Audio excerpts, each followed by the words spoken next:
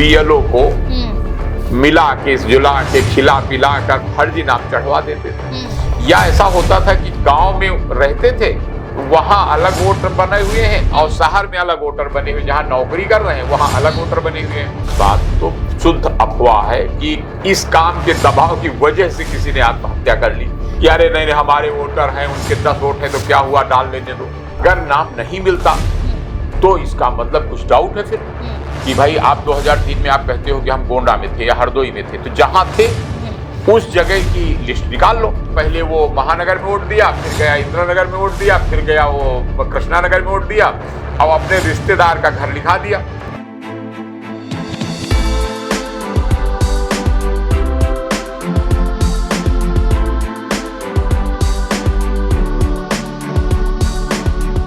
UP में इन दिनों voter list को लेकर एक नई बहस छिड़ी है।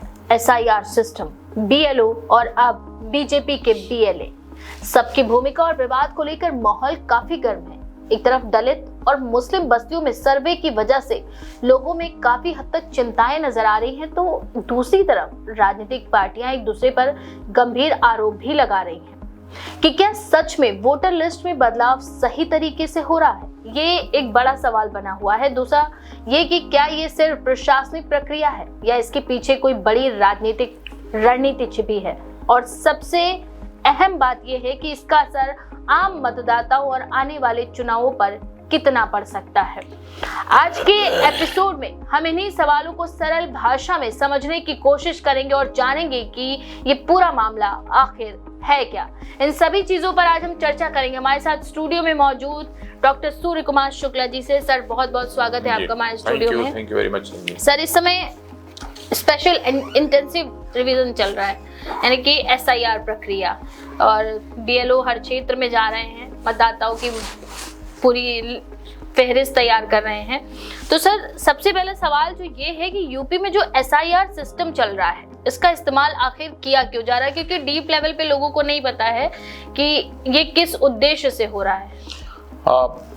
साईं जी, ये भारत का जो निर्वाचन आयोग है जी, दिल्ली में जिसका कार्यालय स्थित है, और हर प्रदेश में एक एक उसकी ब्रांच है। तो चुनाव आयोग का काम होता है कि देश में चुनाव पूरी निष्पक्षता से और पारदर्शिता से संपन्न हो जाए। अब आप जानती हैं कि चुनाव होगा तो उसका एक आधार होना चाहिए कि वोटर लिस्ट हो जी, कि जो सही में वोटर बनने के पात्र हों जी, वो लोग वोट दें। जैसे कि आप जानती हैं कि 18 साल से कम उम्र अगर है तो व्यक्ति वोट नहीं दे सकता।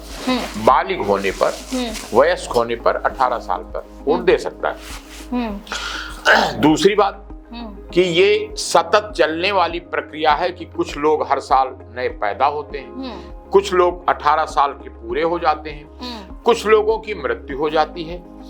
तो आप या क्या सभी बुद्धिजीवी लोग ये बात से सहमत होंगे कि भाई जो लोग 18 साल के हो गए उनके नाम मतदाता सूची में आ जाने चाहिए, जो लोग मर गए हैं उनके नाम कट जाने चाहिए जी।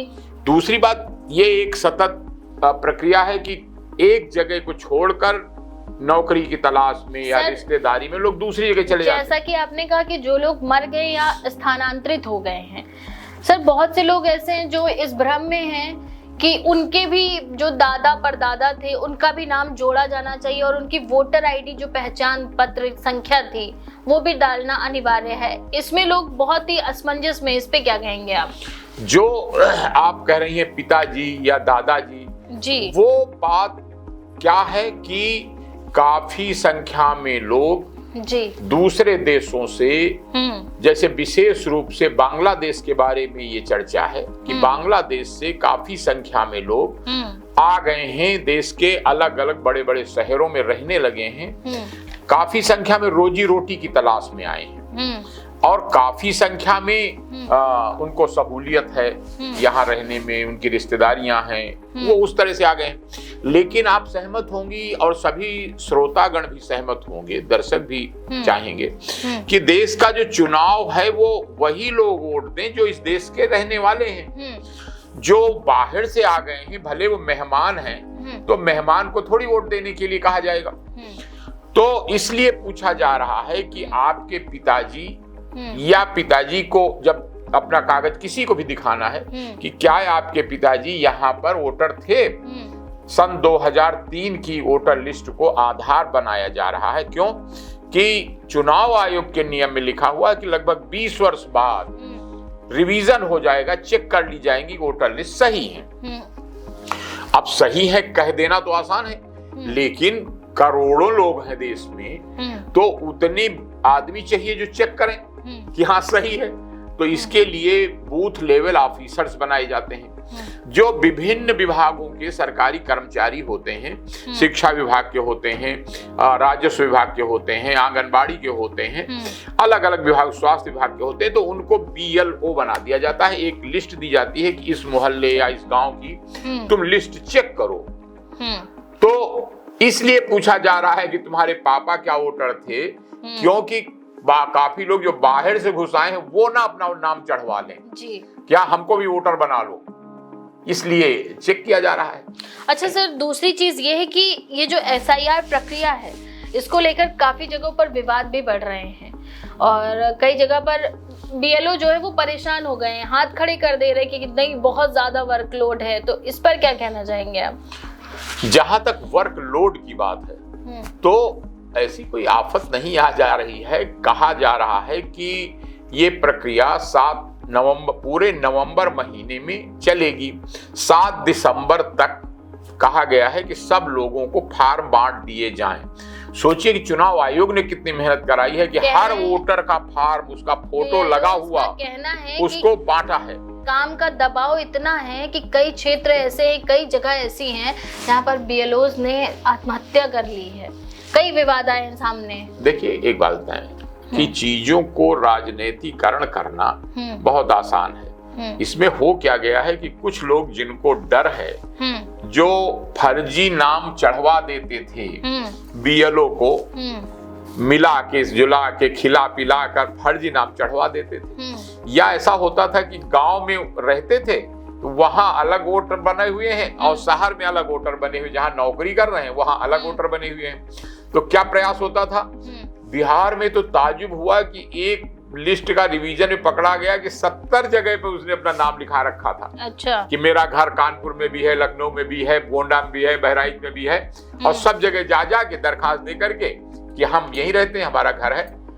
अब मिली भगत अगर हो तो उसका बड़ा कठिन होता है इलाज। क्या कि मेरा रिश्तेदार है मान लीजिए, उसने कह दिया हाँ यहीं रहते हैं। फिर कानपुर गए, वहां उस रिश्तेदार ने कह दिया हाँ यहीं रहते हैं। तो सोचिए इस तरह के जहां नियत हो लोगों को, तो चेक करना पड़ेगा कि एक आदमी का नाम एक जगह रहे।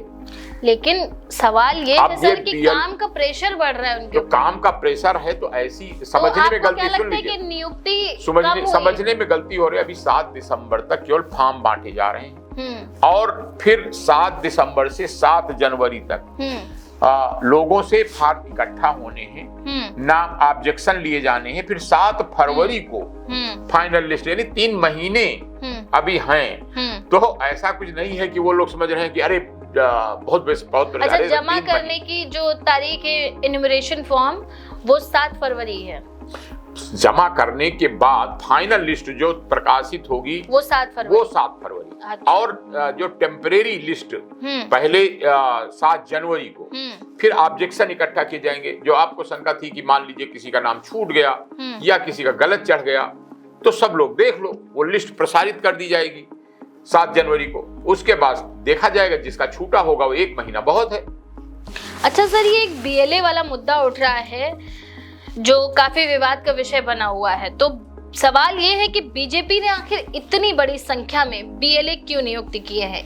इनका काम क्या है? देखिए, कारण ये है कि जिसके पास कार्यकर्ता ज्यादा होंगे, चुनाव आयोग ने कहा कि हमारा सरकारी कर्मचारी BLO होगा, वो लिस्ट बनाएगा। लेकिन आप लोग संतुष्ट रहें जिनको चुनाव लड़ना है। तो सब पार्टियों को ये छूट दी गई कि आप अपना अपना एक प्रतिनिधि बूथ लेवल असिस्टेंट के नाम से दे दीजिए। अब और पार्टियों को जिनके पास कार्यकर्ता कम हैं, वो दे नहीं पा रहे।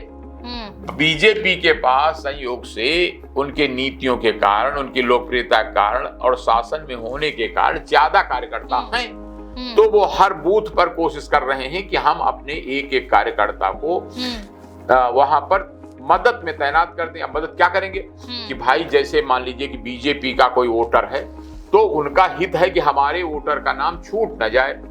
इसी तरह समाजवादी पार्टी या राजद या कम्युनिस्ट पार्टी जिसको भी उम्मीद है कि और जिसका कार्यकर्ता तैयार हो कि हाँ हम यहाँ हमारे वोटर का नाम छूट न जाए, तो वो इसके कारण लगाए जा रहे हैं। अब वो जिसके पास कम है कार्यकर्ता वो सब जगह नहीं लगा पा रहा है। लेकिन सवाल फिर वही आ गया कि जो विपक्षी पार्टियां हैं वो कह रही हैं कि जैसे सपा हो गई, कांग्रेस पार्टी हो गई, बीजेपी पर बीएलओ पर दबाव डालने का आरोप भी लगा रही हैं। हाँ, दबाव किस बात का? किस बात का दबाव? कि मतलब उनसे ज्यादा काम कराया जा रहा है और प्रेशर किया जा रहा है कि आत्महत्याएं हो रही हैं, कई राज्यों में हो चुका है ऐसा। देखिए ये वाली बात तो शुद्ध अफवाह है कि इस काम के दबाव की वजह से किसी ने आत्महत्या कर ली। भाई ये कहा जा रहा है काम करो। अब अगर काम करो का और 3 महीने का समय दिया गया, आप देखिए बिहार में अभी लागू हुआ SIR और हो गया, पूरा हो गया काम, लिस्ट फाइनल प्रकाशित हो गई।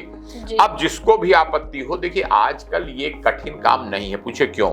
हर मोहल्ले में 1-1, 2-2 नहीं 4-4, 5-5 जनसेवा केंद्र बने हुए हैं। वहां कंप्यूटर वाले लड़के लेके बैठे हुए हैं कि आप कोई भी चीज चेक कर लीजिए। अभी 7 दिसंबर के बाद चेक हो जाएगा, किसी को शंका न रह जाए मन में। इसलिए चुनाव आयोग ने कहा कि हम पूरी लिस्ट कंप्यूटर में, ऐसा हम नहीं कह रहे सर, ये ऐसा देखिए दैनिक भास्कर में आया 19 दिन में 6 राज्यों में 15 बीएलओ की मौत।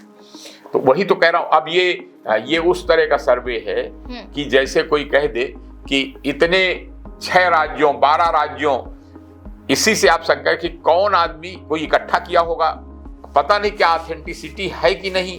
नंबर 1 बात। नंबर 2 बात, अगर इस तरह सर्वे करने लगे तो मृत्यु, नेचुरल मृत्यु भी हजारों में पूरे देश में होती रहती है। अब उसमें आप निकाल लीजिए कि सरकारी कर्मचारी इस बीच कितने मरे, उनकी मौत हुई।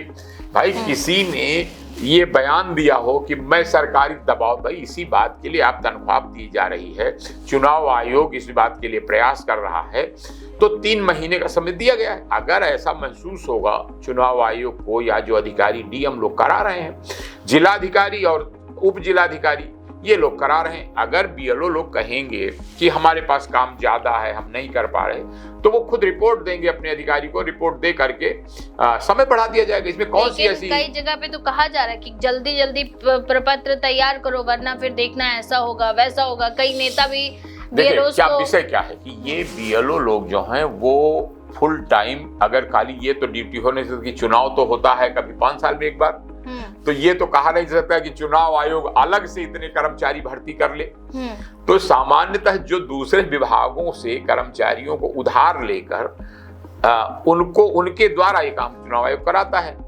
तो अब स्वाभाविक है ये नहीं संभव है कि चुनाव आयोग हजारों लाखों कर्मचारी इसी काम के लिए परमानेंट भर्ती कर ले।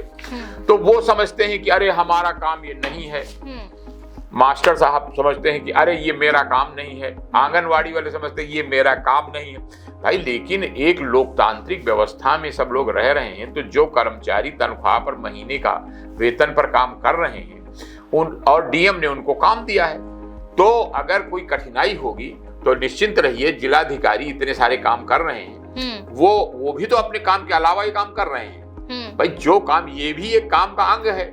अब ऐसा तो नहीं कि चुनाव आयोग के कर्मचारी इतने लाखों हो जाएंगे, वो तो संभव नहीं, न उचित है। ओके सर, तो वो उनसे काम लिया जा रहा है। अगर समझेंगे कि लेट है और टाइम लगेगा तो बढ़वाएंगे। ठीक है सर, तो ये बताइए कि क्या वोटर लिस्ट में नाम काटने और जोड़ने को लेकर सच में कोई राजनीतिक दबाव भी महसूस हो रहा है? क्या आप बताइए कि अगर कोई आदमी है, विपक्ष कह रहा है, हम नहीं कह रहे, विपक्ष कह रहा है, हो क्या रहा है कि बहुत से लोगों ने जो फर्जी नाम जुड़वाए थे कि गांव से आदमी आया तो गांव में भी वोट है, शहर नौकरी कर रहा शहर में भी वोट है, या इस चालाकी के तहत कई जगह वोट है, तो वो इसका विरोध करेगा कि अरे नहीं हमारे वोटर हैं, उनके 10 वोट हैं तो क्या हुआ, डाल लेने दो। लेकिन चुनाव आयोग ने अगर ये सतर्कता बढ़ती है कि नहीं सही लिस्ट बनेगी, तो भाई आपको गलत हो तो आप अखबार छाप दीजिए, टीवी में बोल दीजिए, नहीं तो वो न्यायपालिका में एक रिट डाल दीजिए हाई कोर्ट में कि हाँ फला जगह फला का वोट गलत काटा गया। और दूसरी बात, अभी तो वो स्टेज ही नहीं आई। 7 दिसंबर के बाद जब सबके इकट्ठा होंगे, फिर 7 जनवरी के बाद ये रिवीजन, कोई किसी को शिकायत है तो कर दीजिएगा। तो सर, दलित और मुस्लिम बस्तियों में जो जब सर्वे हुआ तो लोगों की प्रतिक्रिया कैसी नजर आई? जैसा कि आपने कहा कि हर एक जगह पर बीएलओस जा रहे हैं और एक एक पर्टिकुलर लोगों से नाम लेकर उनको फॉर्म दे रहे हैं, तो दलित और मुस्लिम समुदाय जो है उनकी प्रतिक्रिया क्या रही इसमें? मुझे समझ आता है कि इसमें दलित और मुस्लिम को अलग से क्यों आप पूछ रही हैं, क्योंकि वोटर सबको एक वोट का अधिकार है, हर एक व्यक्ति को। तो हर मोहल्ले में सबको एक एक फार्म बांटा जा रहा है जिसमें उस व्यक्ति का नाम पता है और उसका फोटो है। तो ये सबको स्वागत करना चाहिए कि अच्छी बात है कि नया फोटो आ जाए, कोई धोखाधड़ी ना करे।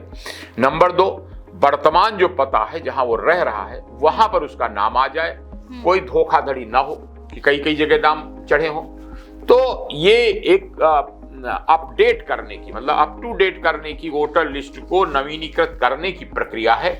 तो ये इसका सब लोग स्वागत करना चाहिए। अब इसमें ये बात कहां से आ गई कि ये दलित या सवर्ण या भाई वोटर सबका एक वोट है, तो वो भी फॉर्म उनको दिया जा रहा है। मुझे तो नहीं ऐसा कुछ पता है कि कोई अलग प्रतिक्रिया कि ये फॉर्म हो सकता है कि कुछ लोग राजनीतिक कारण से इस प्रकार की बात उठाने का प्रयास जिस तरह का माहौल है, जिस तरह की अभी तक राजनीतिक टिप्पणियां और वाद विवाद और धर्मनिरपेक्षता चलती आई है, ये उसके हिसाब से सवाल जो है, ये विपक्ष भी सवाल उठा रहा है और कई मीडिया चैनल्स भी ये सवाल उठा रहे हैं कि ऐसा कई जगहों पर हो रहा है क्या कि दलित और मुस्लिम बस्तियों में जो सर्वे हो रहा है, कई लोगों ने दलित और मुस्लिम बस्तियों में क्या फार्म नहीं बांटे जा रहे हैं सर। फिर तो वो फार्म को अप टू डेट कर देना, यानी वर्तमान पता, वर्तमान मोबाइल नंबर, अपना फोटो नया लगा दीजिए। तो इसमें अलग से चिंतित होने की जरूरत क्या है? तो सर, अगला सवाल ये कि कुछ जगहों पर लोगों ने इस सर्वे टीम का विरोध भी किया, ऐसा क्यों किया है? फिर बता तो दिया मैंने कि कुछ राजनीतिक लोगों ने अपने क्षेत्र में, जैसे मान लीजिए कोई एमएलए का चुनाव लड़ता है तो उसकी गरज होती है चुनाव जीतना है, तो उसने क्या किया कि कई कई बूथों में उसका नाम लिखा दिया। अब वो पहले कंप्यूटर का जमाना था नहीं, तो वो कई कई जगह चल जाता था। पहले वो महानगर में वोट दिया, फिर गया इंदिरानगर में वोट दिया, फिर गया वो कृष्णानगर में वोट दिया, अब अपने रिश्तेदार का घर लिखा दिया कि हमारा एक रिश्तेदार कृष्णानगर में, उसके नाम, उसके घर का पता लिखा के हम वहां भी वोटर बन जाए। तो अब वो विरोध कर रहे हैं कि नहीं, अरे चलने दो इसको। तो ऐसा नहीं होना चाहिए। जितने पढ़े लिखे समझदार लोग हैं जी, वो जो बेईमान है विरोध करेंगे जी। भाई यही तो कहा जा रहा है कि सही बने लिस्ट, जो साफ और स्वच्छ होगा तो वो इसके तहत काम करेगा। तो सर, बीजेपी कहती है कि बस सिर्फ फर्जी या दोहरे वोटरों को हटाना चाहती है। इस दावे पर क्या सवाल उठ रहे हैं? इसमें क्या सवाल उठेगा? फर्जी और दोहरे, तो क्या कोई कह रहा है कि हाँ फर्जी वोटर लिस्ट चलने दो? नंबर 2, क्या कोई कह रहा है 2-2 जगह नाम चढ़े चलने दो? कह रहे हैं लोग, कह नहीं रहे खुल के, तो इनडायरेक्ट विरोध कर रहे हैं कि अरे अगर नाम कट जाएंगे तो मैंने तो 50 जगह नाम चढ़वाया था और ये लिस्ट रिवीजन हो जाएगा तो वो सब नाम कट जाएंगे, मैं हार जाऊंगा चुनाव। तो वो लोग हल्ला मचाएंगे, चिल्लाएंगे। तो इसलिए ये गलतफहमी दूर की जानी चाहिए, जनता को बताया जाना चाहिए कि यही मांग अगर सब लोग करें कि बिल्कुल सही सही लिस्ट बने, उसमें ना एक भी फर्जी हो ना एक डुप्लीकेट हो, यही मांग करनी चाहिए। जो कोई इसके विपरीत करता है इसका मतलब उसके मन में कुछ खोट है। सर, तो अगला सवाल ये है कि आम लोगों को आखिर कैसे पता चलेगा कि उनका नाम वोटर लिस्ट में है या नहीं? देखिए, अभी तो केवल सबके नाम वोटर, पुराना जो वोटर लिस्ट है, फोटो लगी हुई, उसके एक फार्म, उसी की कॉपी दी जा रही। सोचिए कितनी मेहनत की होगी चुनाव आयोग ने कि हर वोटर पूरे इंडिया में उसका मेहनत तो है ये सर। हर वोटर का फोटो और नाम पता लेके उसको देना। और कहा गया कि बीएलओ 3 बार जाएगा, पहले फॉर्म दे आएगा, फिर फॉर्म इकट्ठा कर लाएगा, फिर वेरीफाई करेगा। तो कहा जा रहा है कि कोई भले आदमी को तकलीफ ना हो, इसके लिए कह दिया गया कि आप डॉक्यूमेंट के चक्कर में न पड़ो, खाली आप फॉर्म भर दो, अपने बारे में सूचना दे दो, हो आप ये दिखा दो कि इस देश के आप निवासी हो। नंबर 2, आपका नाम कहीं और नहीं है, एक जगह है जी। तो सबसे फॉर्म भरा लो। जब वो फॉर्म भर जाएगा तो उसी के आधार पर वो इकट्ठा करके ले जाएगा दूसरी ड्यूटी। तीसरी ड्यूटी फिर वेरीफाई करेगा। पहले तो अपने रिकॉर्ड में खुद मिलान कर लेगा कि हाँ, जो इन्होंने लिखा है कि इसके पहले ये गोंडा में रहते थे, तो गोंडा में सन 3 की लिस्ट देख लेगा, उसके पास सब रिकॉर्ड है। उसके बाद अगर कोई डाउट हुआ तो फिर वेरिफिकेशन, सत्यापन के लिए आपके घर द्वार आएगा कि आपने बाबूजी लिखा था कि गोंडा का है, लेकिन गोंडा की लिस्ट में तो आपका नाम नहीं मिल रहा, तो आप कुछ कागज दिखाइए कि गोंडा में आपकी जमीन थी, कि मकान था, कि आपके बाप दादा लोगों ने वहां पढ़ाई की। तो आप खुद महसूस करेंगे, वाजिब बात है कि आप परेशान मत होइए। जब 7 जनवरी के बाद अगर कोई नाम छूट जाए कि नहीं, तो फिर उससे दरखास्त ली जाएगी, ऑब्जेक्शन लिया जाएगा कि मेरा नाम गलत छूट गया है। तो वो 1 महीना टाइम उसमें दिया गया है कि 7 फरवरी को फिर फाइनल लिस्ट प्रकाशित की जाएगी कि ये लिस्ट बनी। और सर, जिनका नाम 2003 की लिस्ट में बाप दादा का मिलेगा ही नहीं, उनके लिए क्या प्रक्रिया है? यही सेम प्रक्रिया रहेगी? अगर नाम नहीं मिलता तो इसका मतलब कुछ डाउट है फिर कि भाई आप 2003 में आप कहते हो कि हम गोंडा में थे या हरदोई में थे, तो जहां थे उस जगह की लिस्ट निकाल लो, और वो लिस्ट में अगर नाम नहीं है तो आप डाउटफुल सिटीजन हो गए। तो जब डाउटफुल हो गए तो आपका फिर अन्य कागज मांगे जाएंगे कि आपकी जमीन थी, आपके नाम खतौनी चढ़ी थी, या आपका मकान था, आपने कभी वहां टैक्स भरा था, परिवार रजिस्टर उस समय का बनता था, वो रखे हैं सब जगह। तो परिवार में आपने नाम लिखाया था सन 2003 के पहले, तो अगर आपने लिखाया था तो प्रमाणित हो गया, नाम चढ़ जाएगा। और अगर प्रमाणित नहीं हुआ तो ये माना जाएगा कि भाई कुछ झोल है। तो ये स्वागत करना चाहिए कि लिस्टें सही हैं। अच्छा, सभी लोग चाहेंगे कि भाई ये ना हो कि कोई चालाकी से एक ही आदमी 4-4 वोट डाले, 5-5 वोट डाले, और कोई आदमी उसका नाम ही गलत कट जाए। तो लिस्टों का सही होना आप सहमत होंगी कि जरूरी है। तो सर, आगे ऐसी समस्याओं से बचने के लिए और क्या कदम उठाए जाने चाहिए? जैसे अभी आप ये SIR प्रक्रिया चल रही है, और ऐसी और भी समस्याएं ना आए पारदर्शिता के साथ, क्या ऐसे कदम उठाने चाहिए? ये जैसे चुनाव आयोग ने स्वयं ये बात कही है कि 7 दिसंबर तक सबसे फॉर्म इकट्ठा कर लो, और 7 दिसंबर के बाद एक टेंटेटिव लिस्ट पता लग जाएगी, और उसके बाद वो सत्यापन करेगा BLO कि हाँ ये बातें सही हैं, इसीलिए फॉर्म नहीं मांगे, डॉक्यूमेंट नहीं मांगे जा रहे। उसके बाद 7 जनवरी में लिस्ट दिखाई जाएगी ऑनलाइन, सबको देख लो, अगर कोई नाम छूटा हो तो बता दो, उसके बाद 7 जनवरी तक सही हो जाएगी। अब इसी बीच में जो लोग डुप्लीकेट हैं, कंप्यूटर से मिलान हो जाएगा कि डुप्लीकेट नाम काट दो, जहां वर्तमान में रह रहा है, जो खुद कह रहा है वो मानो कि हम यहां रह रहे हैं, लेकिन 2 जगह न रहो। नंबर 2, मर गए हैं और फिर भी उसको कुछ लोग राजनीतिक फायदे के लिए उसका नाम चलाए जा रहे हैं, वो मर चुका है और उसके नाम से किसी को खड़ा करके वोट दिला देते हैं, तो गलत बात है। इसी तरह कोई 18 साल का हो गया, उसका नाम नहीं आया, तो अब शामिल हो जाए। तो ये सब मतलब एक तरह से अप टू डेट करने की प्रक्रिया है, स्वागत योग्य कदम है। लोगों को क्या कहना चाहेंगे कि लोग इस प्रक्रिया में पूरी पारदर्शिता के साथ हिस्सा लें और अपनी सही जानकारी दें कुछ जनता? मैं ये आश्वासन देना चाहता हूं कि आप सब लोग जो सही बात है वो अपने फॉर्म में लिख दो कि हाँ, मेरा जन्म यहाँ हुआ, इस सन में हुआ, और मेरे पिताजी ये थे। अगर पिताजी कहाँ वोट देते थे उस केंद्र का नाम लिख दो, वो उनका वोटर कार्ड है तो वो लिख दो, नहीं है तो ये लिख दो कि हाँ उनका नंबर, उसमें लिखा भी है कि वैकल्पिक हाँ उपलब्ध हो तो, अगर नहीं है मान लो खो गया या नष्ट हो गया तो लिख दो कि हाँ फला जगह रहते थे, वोट देते थे, लेकिन उनका इस समय उपलब्ध नहीं है, खो गया, तो वो मान लिया जाएगा। वो खुद उसकी ड्यूटी है, वो मिलान करेगा वहां से। फिर अगर नहीं एक महीना मिलान करेगा, फिर अगर नहीं मिलान हुआ तब आपको बताएगा 7 जनवरी को कि हाँ आपका नहीं मिल रहा है, आप अपना साबित कर दीजिए, कोई कागज दिखा दीजिए। अच्छा, उस केस में आप उस टाइम का कोई भी पत्र दिखा सकते हैं, आइडेंटिफिकेशन? हाँ, कि हाँ हैं हम इस देश के, संपत्ति से रिलेट या कोई भी कागज, जमीन का कागज, मकान का कागज, बिजली का बिल, कोई भी चीज, ड्राइविंग लाइसेंस, मतलब आपने उसके पहले बनवाए हो तो इसका मतलब आप इंडिया में थे, आप घुसपैठिए नहीं है। ये बात उठी क्यों है कि लगभग 7-8 करोड़ लोग हो गए हैं जो बाहर से आ गए हैं, और वो बर्मा तक से चले आ रहे हैं, बांग्लादेश से चले आ रहे हैं, नेपाल से चले आ रहे हैं तमाम लोग, और वो सोच रहे हैं कि यहाँ दिल्ली में, गुड़गांव, बंबई में बहुत अच्छी नौकरी मिल जाएगी वहां के बजाय, तो चलो यहीं बस जाएं। लेकिन भाई इतने लोगों को एक साथ भारतीय अर्थव्यवस्था उनका बोझ नहीं उठा सकती। इतने मकान नए लोगों, गरीबों को दिए जा रहे हैं। अब अगर बढ़ते ही चले जाएंगे इस लालच में, पड़ोसी देशों से आने लगे हैं। अब कई ऐसे होते हैं उनमें जो पात्र नहीं होते, उनको भी मिल जाए। पात्र नहीं है, जो पात्र होते हैं एक जगह उनकी प्रॉपर्टी है, घर है, सब है, उन्होंने कहा नहीं अब हमारा नाम लिख लो उन्नाव में, अब वहां से दरखास्त दे रहे हैं कि हमारे पास कुछ नहीं है, हमको भी मकान दे दो। अब उदारता में सरकार ने योजना चलाई कि वो 3,60,000 रुपए मिलेंगे, तो अब उन्होंने अच्छा वहां भी लिखा लो, वहां से दरखास्त डालो। तो इस तरह की चालाकियां रोकने के लिए ये सब वोटर लिस्ट की ये प्रक्रिया हो रही है।